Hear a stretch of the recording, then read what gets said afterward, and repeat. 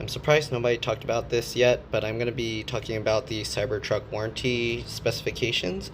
So here you can see the truck's specifications is the full self-driving model, right? It has base autopilot, white decor, Cybertruck all-wheel drive, 20-inch Cyber wheels with the 35-inch tires, and supercharger network access with pay-as-you-go. So the warranty on this model, as you can see, it's active. The basic vehicle limited warranty expires on March 2nd, 2028. I picked up the vehicle on March 3rd, 2024.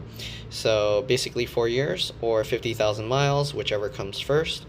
All right, the battery has a limited warranty which expires March 2nd, 2032, or 150,000 miles. So basically 8 years or 150,000 miles, whichever you reach first. And yeah, the drive unit also has a limited warranty which expires March 2nd, 2032, so basically 8 years or 150,000 total miles as well. Alright, so that's pretty much it. Hopefully this helped you guys if you were trying to figure out how long the warranty will last.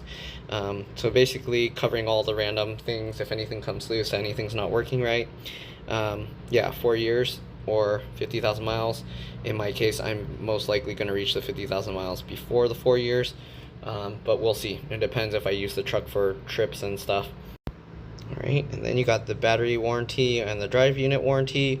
I kind of think of this as your truck will continue to move for as long as that warranty lasts, because most of the basic other stuff isn't gonna like stop the truck from moving or being drivable, unless, I don't know, your steering wheel falls off or something.